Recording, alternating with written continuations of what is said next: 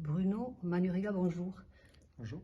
Du 1er juillet à la fin octobre, le pôle de l'agglo Foix-Vary, en partenariat avec la Maison d'Anne Frank à Amsterdam, propose deux expositions internationales. Donc la première, c'est Lire avec Anne Frank, et la seconde, surtout celle qui nous intéresse, c'est Une histoire d'aujourd'hui, qui est au centre d'histoire de la résistance.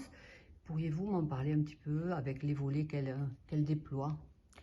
Donc c'est une exposition qui est centrée sur la vie de Anne Frank et de sa famille, qui se décline en 5 étapes chronologiques, avec une première étape centrée sur leur vie en Allemagne avant l'arrivée au pouvoir de Hitler, oui, et notamment leurs inquiétudes vis-à-vis de la montée du nazisme.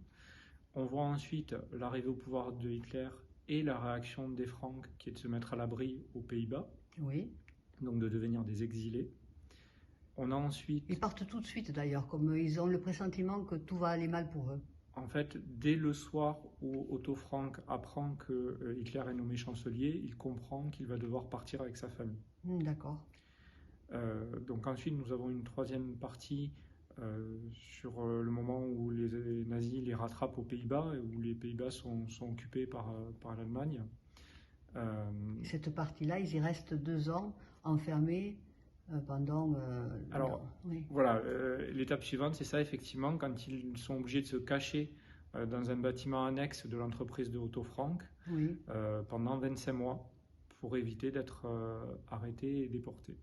Ce qu'ils seront malheureusement en août 1944. Oui. Et là, ils seront envoyés vers les camps de concentration, enfin vers Auschwitz. Voilà. Et on aura donc une dernière séquence de l'exposition sur leur sort et surtout sur la suite avec le retour de Otto Frank qui fait connaître. C'est le seul qui... C'est ça, c'est le seul survivant sur toute de la famille et surtout, enfin, y compris les personnes qui étaient cachées avec eux, puisqu'ils étaient 4 membres de la famille et 8 personnes au total dans cette cachette.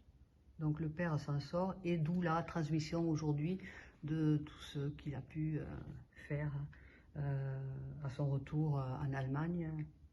Aux Pays-Bas. Non, plutôt aux Pays-Bas. Il n'est jamais revenu en Allemagne.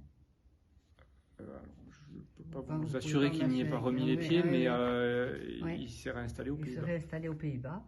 Et donc cette exposition va durer comme on dit, jusqu'à la fin octobre. Mais également, il y aura des visites guidées. Il y a eu déjà des visites guidées. Il y aura des projections de films à définir. C'est tenu La vie est belle, le 1er juillet, et des conférences aussi en octobre avec les Justes en Ariège.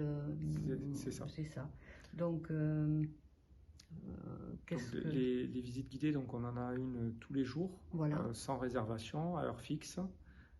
14h30 lundi, mardi, mercredi et vendredi. Voilà.